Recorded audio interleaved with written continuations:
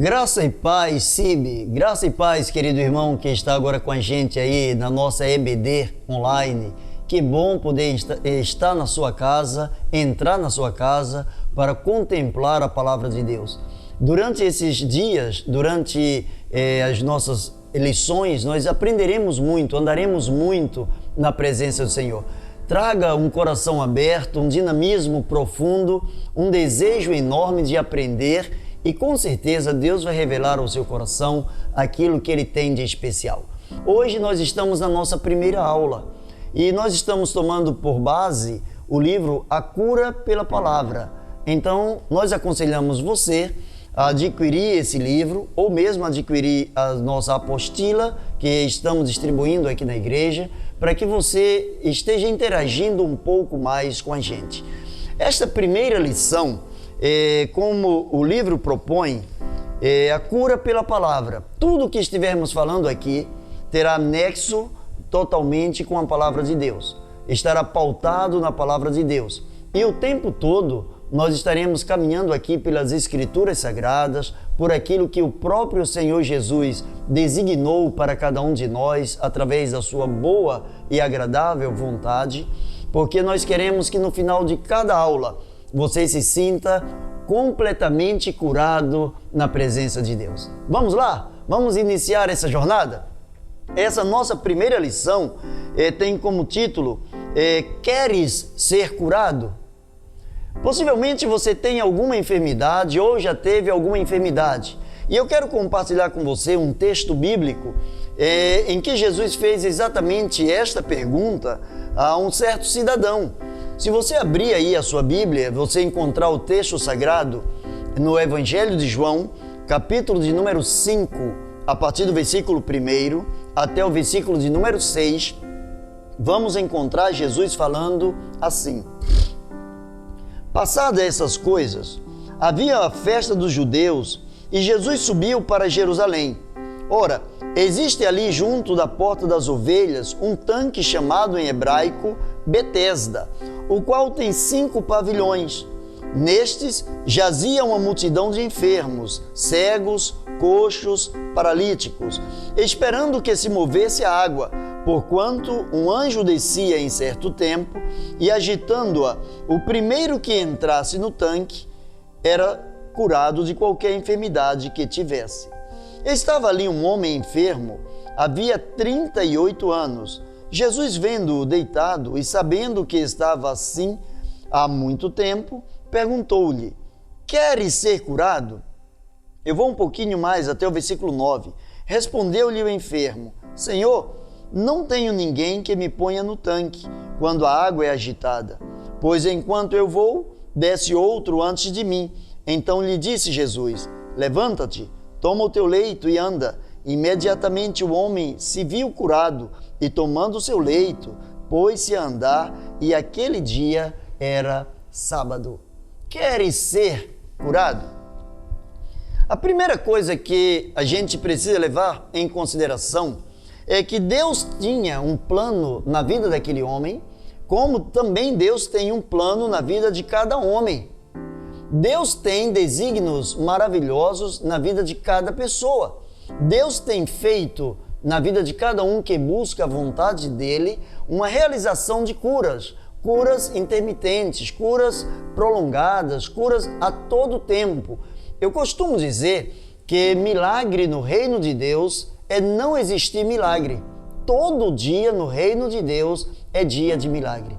Você está vivo é um milagre. Você poder respirar é um milagre. Você estudar a palavra de Deus hoje e sair daqui aperfeiçoado é também um milagre. Só que a vontade humana, ela é determinante para a cura de qualquer ser humano em qualquer enfermidade. Jesus deixou isso bem claro ao interpelar aquele cidadão e perguntar-lhe: Queres ser curado? Quando nós estamos enfermos, a primeira coisa que a gente pensa é em ter saúde.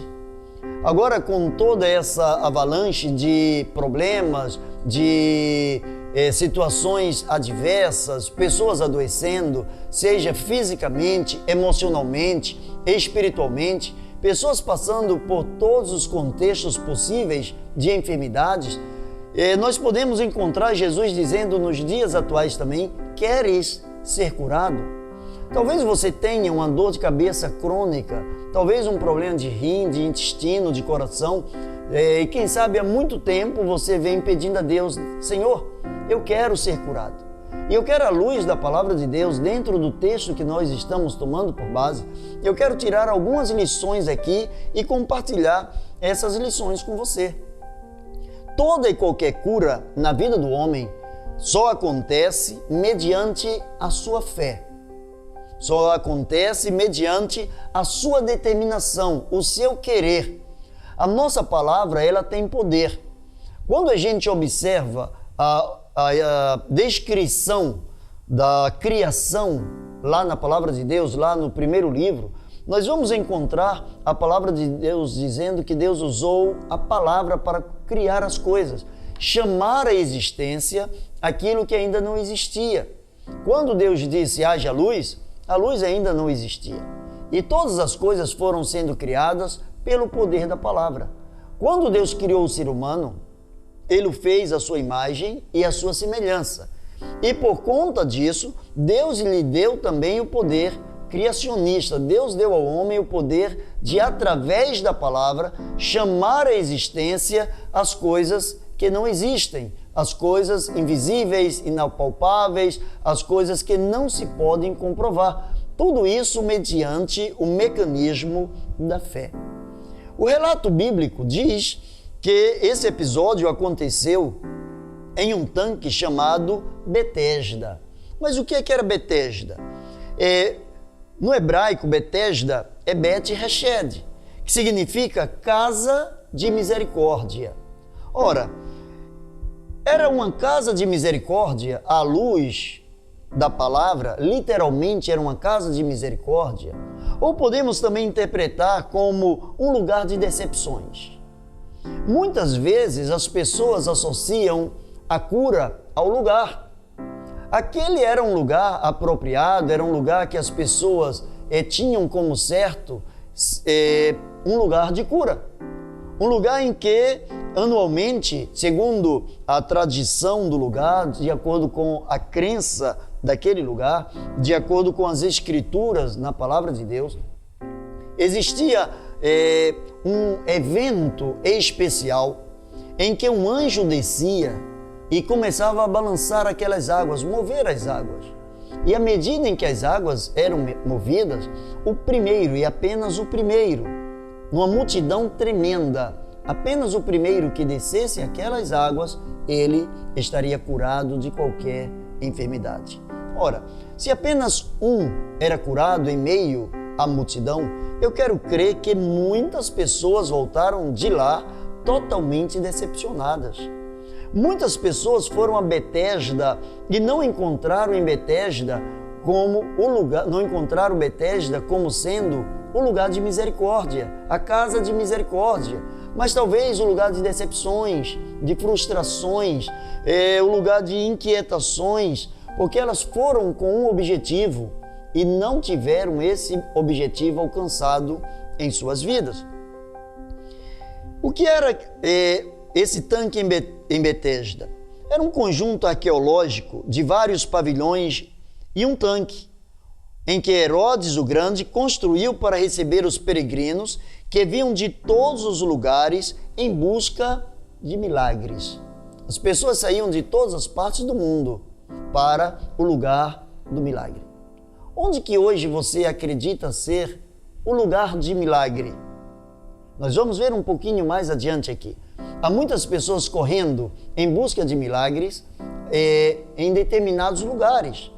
Há pessoas que se descuidam daquilo que a palavra de Deus diz, o próprio Jesus falou, advertiu, que muitas pessoas estariam dizendo acerca dele, ei-lo aqui, ei-lo ali, muitas pessoas estariam procurando, muitas pessoas estariam correndo de um lado para o outro, como que a buscar a misericórdia, o encontro com Deus, o encontro com o milagre, com a graça de Deus. Havia um pensamento corrente que no fundo daquele tanque existiam verdadeiros tesouros. E muitas pessoas iam. A crença é que existiam verdadeiros tesouros. Porém, todos que estavam indo para ali não iam buscar um tesouro, iam buscar algo maior que o tesouro. Iam buscar uma cura para a sua vida. Iam buscar alguma coisa que pudesse transformar a sua realidade. E é claro que a decepção era generalizada, porque muitos não encontravam a cura. A cura em Deus, a cura em Cristo Jesus, não se dava simplesmente por conta de um lugar, por conta de um tanque. Jesus curou muitas outras pessoas. Durante o seu ministério, Jesus curou muitas pessoas. Porém, havia essa crença de que descendo ao tanque de Betesda, o milagre para o primeiro, o único que descesse, o primeiro, esse seria curado. Ora, como que um lugar de cura poderia também se transformar em um lugar de decepção? Que a palavra de Deus nunca apontou para um lugar como sendo o lugar da cura. A palavra de Deus sempre apontou para alguém como sendo o autor da cura. E esse autor da cura não é outro senão Jesus Cristo, o Filho de Deus. Existe poder na palavra no processo de cura. Jesus olhou para aquele homem e parece que Jesus fez uma pergunta muito ingênua. Ora, aquele homem estava ali, diz a palavra de Deus, que há 38 anos. O tempo que ele estava ali enfermo é o tempo que nem todas as pessoas que estão me ouvindo agora têm de vida. Talvez você não tenha 38 anos de vida. Aquele homem estava ali há 38 anos enfermo. Todos os anos ele era levado ali a Betesda. É interessante a pergunta que Jesus faz: você quer ser curado? No lugar daquele homem, qual seria a sua resposta? Vamos usar a lógica. Você foi a Betesda por conta da necessidade de um milagre.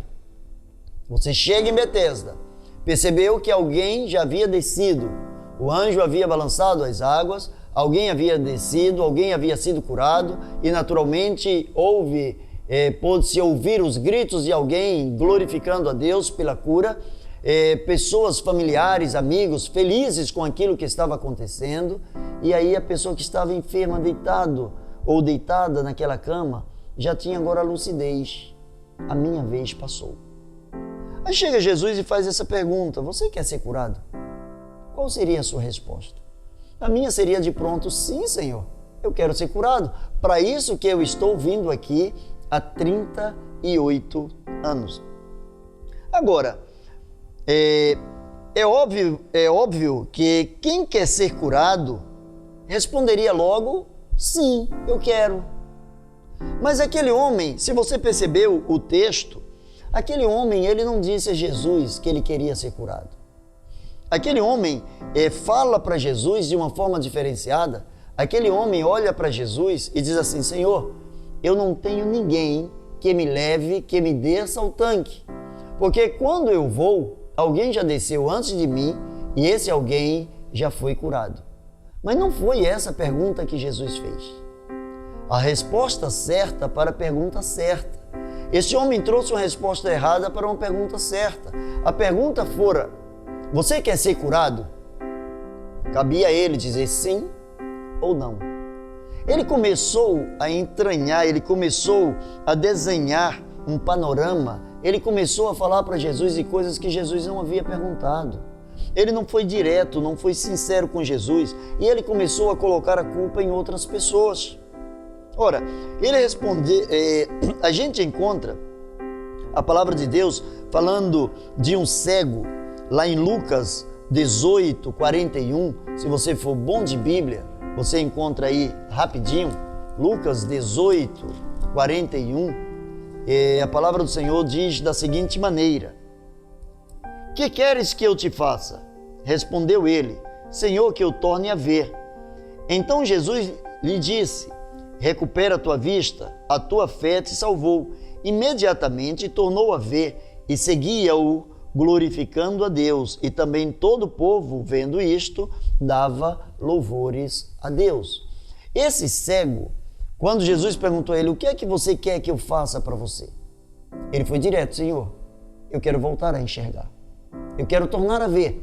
E Jesus respondendo para ele diz, seja feito conforme a tua fé. Este homem de quem nós estamos falando, o paralítico, Jesus perguntou, queres ser curado? Jesus ainda foi mais enfático.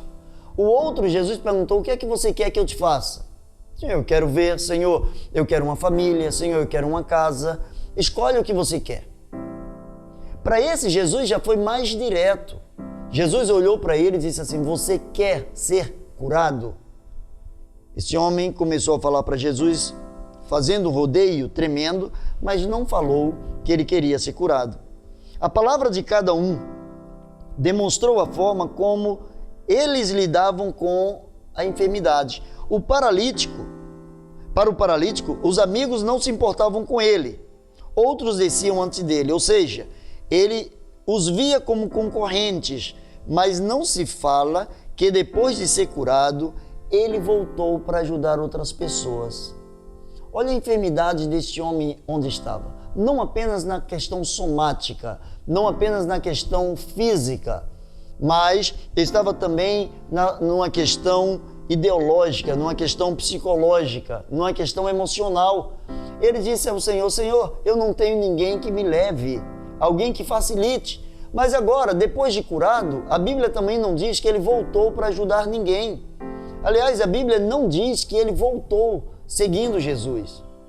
Enquanto o cego glorificava a Deus juntamente com a multidão, ele, ao contrário, ele simplesmente saiu. A Bíblia não faz um relato maior sobre isso.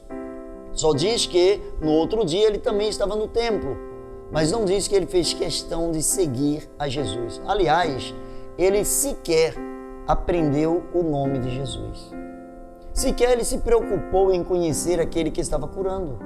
Sequer se preocupou em receber informações sobre aquele que estava mudando a sua vida. Qual é o comportamento da pessoa que está enferma? Qual é o seu comportamento quando você está enfermo? Naturalmente, algumas pessoas, quando estão enfermas, elas ficam irrequietas, elas ficam chateadas, elas ficam sensíveis, elas ficam preocupadas, elas ficam amargas. Outras se entregam ao problema. Outras simplesmente ficam só esperando a hora da morte. Outras ficam simplesmente cruzando os braços e jogando ao léu, deixa ver o que é que vai dar. Não reagem, elas vivem uma sensação de acomodação, porque para algumas pessoas precisam, se sentem realizadas com a questão da enfermidade, porque a enfermidade, às vezes física, na vida de alguém, uma enfermidade emocional, traz para elas o aconchego de outras pessoas, traz para elas o cuidado de outras pessoas, a atenção. Há pessoas que estão enfermas porque querem estar enfermas, porque determinaram pela sua palavra que as outras pessoas não cuidam delas.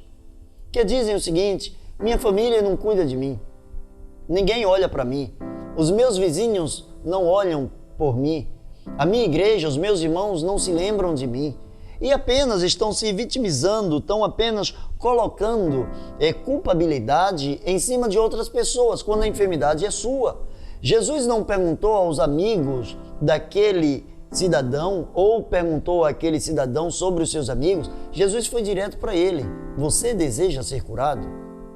Como ele trouxe alguma outra resposta para Jesus, que não seria a resposta óbvia, mas Jesus estava ali para fazer um milagre em um dia que para os judeus era proibido fazer qualquer tipo de milagre, qualquer tipo de serviço, qualquer tipo de labor. Jesus, para provar que era o Filho de Deus, no dia de sábado, Jesus foi lá e curou. Quando a gente observa, se você for aí para os versículos 15 e 16 do mesmo texto de João capítulo 5, 15 e 16, você vai encontrar assim: o homem retirou-se e disse aos judeus que fora Jesus quem havia curado. E os judeus passaram a perseguir Jesus porque fazia estas coisas no sábado. Interessante, este homem sequer sabia o nome de Jesus. Ele não diz, olha, foi aquele rabi, foi Jesus, foi o profeta, foi aquele que tem os seus seguidores. Ele simplesmente recebeu a cura E ele saiu. No outro dia, quando ele for interpelado no sábado, levando a sua cama, alguns judeus reclamaram: como é que no sábado você está caminhando? Aquele homem havia sido curado da enfermidade física, mas aquele homem ainda tinha uma atrofia na mente, no espírito, na alma. Esse homem ainda tinha uma enfermidade interior. Esse homem ainda não estava curado ao ponto de se liberar para servir ao Senhor, para seguir o Senhor, para se tornar um discípulo do Senhor. Ele havia simplesmente se acomodado à enfermidade. É que tradicionalmente, naquela cidade, em Jerusalém, anualmente, diante da festa que era vivenciada pelas pessoas, diante daqueles pavilhões que Herodes o Grande havia construído, muitos subiam a Jerusalém para dizimar. Eles levavam o dízimo anual. E alguns levavam, não poucos, levavam também um segundo dízimo. E esse segundo dízimo era exatamente para fazer compras e para ofertar às pessoas que por ali estavam esmolando. E tradicionalmente acredita-se que alguns recebiam uma quantia tão exuberante, tão especial, que dava para viver com aquelas esmolas durante todo o ano. Aquele homem havia se acomodado durante 38 anos, aquele homem recebia de mãos beijadas, ele recebia o que ele precisava. E a sua desculpa é que ele não tinha um amigo para levá-lo diante das águas quando elas estivessem movidas. Será que este homem realmente queria ser curado? Será que este homem realmente fazia um esforço para valorizar o episódio da cura? A partir de agora, esse homem tinha 38 anos em cima de uma cama. A partir daí, ele já não teria mais como esmolar. O que lhe dava lucro era a sua enfermidade. E agora, como que alguém daria algum tipo de esmola, algum benefício, se ele tinha condições de trabalhar? Mas o que ele aprenderia a fazer depois de 38 anos acomodado? 38 anos acomodado. Há pessoas que se acomodam às suas enfermidades emocionais, espirituais, físicas, porque essas pessoas tiram proveito da sua enfermidade. Essas pessoas se sentem felizes em ser recebidas pelas outras, em ter o carinho das outras, em serem contempladas pelas outras. Não obstante, todo esse cuidado que possam receber das outras pessoas, elas não perderam a condição de enfermas. É interessante que existem pessoas que precisam se sentir doentes. Isso mesmo. Precisam se sentir doentes. Tem pessoas hipocondríacas. Tem pessoas que a doença ainda nem chegou no planeta Terra e ela já tem todos os sintomas daquela doença, daquela enfermidade. Tem pessoas que têm a capacidade de atrair para si toda espécie de males através da designação da sua palavra. A palavra, ela tem poder. Quando você começa a falar para você que nada dá certo, que tudo para você é mais difícil, que ninguém se importa com você, enfim, quando você começa a se auto-menosprezar, você traz para você todo tipo de enfermidade. Você precisa se sentir um coitadinho para que alguém olhe para você, para que alguém cuide de você. E não me parece ser este o melhor caminho para quem quer ser curado. A primeira coisa que você precisa curar, se você precisa de cura, mesmo que seja uma cura física, Deus, através de Jesus, Ele cura. Já vi milagres, já vi curas. Eu me lembro de que alguns anos atrás, eu estava pregando numa outra igreja, numa outra cidade, no estado da Bahia, e uma determinada senhora me chamou para orar pela filha dela. Ela disse que costumeiramente, a filha tinha uns 14, 15 anos, costumeiramente a mandíbula dela soltava. Simplesmente o queixo caía e ia para o hospital, colocava no lugar e aquilo era algo frequente. E no dia que nós estávamos lá, aconteceu também isso. Eu me lembro que ela disse assim, dá para o senhor orar, pedindo a Deus que ela melhore. Eu me lembro que eu brinquei com ela e disse, olha, para melhorar, ela toma um melhoral. A gente não ora para melhorar, a gente ora pedindo a cura. Para melhorar, eu tomo um melhoral. Agora, se eu quero aquilo que o próprio Deus tem, eu preciso pedir algo do tamanho que só o próprio Deus pode me dar. Eu disse, nós vamos orar pela cura. E oramos. A mãe, com um jeitinho já próprio, colocou a mandíbula no lugar. Nós oramos. Aquela menina ficou feliz, a mãe ficou feliz. 4 anos depois eu voltei nessa igreja. E a mãe tinha me relatado o seguinte, Pastor Eduardo, desde o dia que nós oramos para que Deus curasse, nunca mais ela sofreu esse mal. Mas o que acontecia? A própria mãe e a própria família já induzia a sua mente à enfermidade. Qualquer coisa, se ela fosse comer qualquer coisa, a primeira coisa que diziam para ela, cuidado, o seu queixo vai deslocar. Olha, existe um poder muito grande, existe uma energia especial, um poder extraordinário em nossas palavras. A palavra, ela cura. Um certo cidadão chegou para Jesus e disse assim, Jesus, você é muito ocupado, eu não sou digno de que você saia daqui e entre debaixo do meu telhado, mas manda uma palavra e a minha filha, ou o meu criado, ele estará curado. Eu só preciso de uma palavra sua, só isso, nada mais do que isso. A palavra, ela cura. A palavra de Deus, ela cura. Então precisamos primeiro curar o interior. E o que é o meu interior? A minha forma de pensar. A forma como eu penso vai refletir no tipo de vida que eu vou levar. O que eu penso me leva a sentir e o que eu sinto me leva a exercer. O que eu penso reflete no que eu sinto e o que eu sinto reflete no que eu faço. Se eu penso que eu estou enfermo, tem pessoas que se você disser assim, olha, está chegando uma nova enfermidade agora, foi descoberta uma nova enfermidade e o sintoma começa com espirro, a pessoa começa a espirrar. Se disser que o sintoma é uma coceira nas costas, ela começa a sentir coceiras. Ela é altamente sugestionável. A mente dela está enfraquecida, a mente dela está formatada só para coisa que é ruim. Sabe o que a palavra de Deus diz sobre a mente?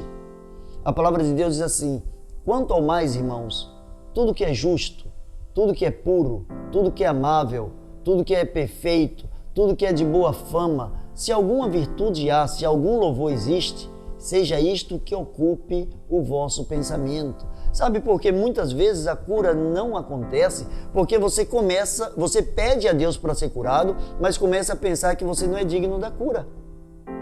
E sem fé é impossível agradar a Deus. Não existe cura se não for através da fé. Deus tem poder de curar toda e qualquer enfermidade. Deus tem poder de transformar toda e qualquer situação, mediante o aspecto da fé. Precisamos entender que existem pessoas que têm dificuldade em dar um beijo, um abraço, tocar em alguém. A ciência diz que nós precisamos, para conviver bem com alguém, a gente precisa de pelo menos 5 toques por dia. 5. As pessoas que são emocionalmente saudáveis são aquelas que mais se tocam, que se beijam, que se abraçam, que dentro de casa o tempo todo uma está tocando na outra, no trabalho, onde quer que estejam. Nós brasileiros temos esta virtude, nós somos os latinos, aliás, somos quentes, nós gostamos de tocar, de abraçar, por isso que tantas pessoas estão enfermas emocionalmente porque não estão podendo abraçar. Mas espera aí, o abraço, se no momento não pode ser físico, esse abraço pode ser metafísico. Esse abraço pode ser emocional, esse abraço pode ser através de um telefonema, esse abraço pode ser através de uma oração, esse abraço pode ser através de alguma forma de comunicação com a outra pessoa. O toque físico, dentro da possibilidade, principalmente agora dentro da pandemia, ele é indispensável. Claro que você não vai sair abraçando, tocando todo mundo dentro do que nós estamos vivendo agora. Alguns cuidados, alguns preceitos precisam ser predeterminados e precisam ser observados. Mas o toque físico, quando você abraça alguém, você não abraça apenas o corpo dele, você abraça a alma dele. Você está dizendo para ele, eu aceito você. É isso que o abraço fala. Quando você abraça alguém, você está dizendo, você mora no meu coração, eu te aceito. Por isso que quando o abraço não é verdadeiro, você percebe. Você percebe quando é um abraço falso, quando é um aperto de mão falso. Não passa poder, não passa energia, não passa alegria. A enfermidade é uma das portas para fazer contatos com a atenção de outras pessoas. Só que em muito pouco tempo, as pessoas se cansam de lamentações daqueles que estão doentes. Se você está usando a sua enfermidade como uma forma de chamar a atenção das outras pessoas, se prepare então para ficar mais doente, porque você vai perder as pessoas que estão te dando atenção. Ninguém gosta de estar perto de quem reclama o tempo todo, quem está doente por dentro. É preciso curar o interior, é preciso curar a mente, é preciso curar o espírito. Pessoas de mente e espírito leves, curadas, são pessoas que trazem paz. Não significa pessoas que não tenham problemas. Tem problemas. No mundo todo mundo tem problema. Mas se sentem leves, se sentem em paz, se sentem seguras. Não deu hoje, dá certo amanhã. Ela descobre, as pessoas que são curadas no seu interior, elas descobrem que na vida do cristão ou é bênção ou é lição. O que não for para o meu progresso é para que eu aprenda de uma forma melhor. Ela nunca olha para a coisa como sendo uma maldição, como sendo uma coisa que está lhe faltando, mas uma coisa que ela pode perseguir e conseguir trazer essa coisa para ela. Você jamais viverá sem sentir a dor de qualquer enfermidade enquanto você atribuir a terceiros a culpa. Por que Deus não age na minha vida? Por que Deus não muda a minha história? Deus tem sido culpado de muitas coisas em nossas vidas. Culpamos Deus quase que diariamente. Encontramos as desigualdades sociais, culpamos Deus. Encontramos os governos corruptos, culpamos Deus. É natural do ser humano. Encontramos enfermidades na mente, no espírito, no corpo, culpamos Deus. Por que Deus não me cura? A palavra do Senhor diz, pedi e dá-se-vos-á. Buscai e achareis. Batei e abri-se-vos-á. Ah, pastor, mas eu peço, mas eu não recebo. Se você pede e não recebe, é porque está pedindo mal.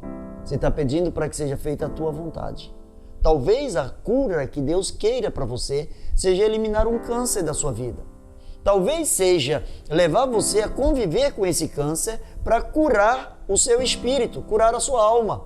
Se fazer uma pessoa mais confiante na graça, no poder dele, depender única e exclusivamente dele, na incerteza de se vai haver amanhã, depender hoje plenamente da bondade e da misericórdia do Senhor. Só que a vontade humana, ela é fundamental para a cura interior. Você só é curado na sua mente se você quiser. Você não pode ser curado na sua mente colocando na sua mente coisas perniciosas. Tem pessoas que passam o dia todo vendo novela, vendo programas indecentes, pessoas que entram na internet, veem todo tipo de pornografia, veem todo tipo de coisas que atrapalham o seu bem-estar com Deus, a sua integridade moral e espiritual. São pessoas que estão doentes na mente. E depois pedem que Deus tire delas o pecado. O pecado ele começa aqui, ó. O pecado ele começa aqui, a enfermidade começa aqui. O pecado é a enfermidade da alma. Mas para o pecado tem cura. O sangue de Jesus Cristo, seu Filho, nos purifica de todo o pecado. quem me consola no processo de cura? Caminhando para o final. Quem me consola no processo de cura? O Salmo 119, 50 diz assim: o que me consola na minha angústia é isto, que a tua palavra me vivifica. A palavra de Deus tem poder para cicatrizar as feridas abertas, as dores continuadas. Por isso Jesus faz a pergunta: queres ser curado? Ele mostra que está a fim de consolar, curar, pois a iniciativa é dele, mas a decisão de aceitar ou não é do homem. É de inteira responsabilidade daquele que quer ser curado. Qual a enfermidade que você tem? No corpo, na mente ou no espírito? Você quer ser curado? Eu quero orar por você. Pai bendito, na autoridade do nome de Jesus, que haja cura, que em nossas vidas, Senhor, haja cura, de acordo com a Tua vontade, de acordo com a manifestação da Tua graça e do Teu poder. Senhor, nós te louvamos, porque a cura existe e Tu tens prazer em curar os Teus filhos. Prepara os nossos corações para serem curados. Sim, Jesus, queremos ser curados no Teu nome. Por isso, Deus, oramos a Ti no nome do Teu Filho Jesus. Amém. Não perca o próximo episódio, a próxima lição, que com certeza há uma manifestação de cura numa área muito específica na sua vida. Até lá, domingo a gente se encontra. Deus te abençoe.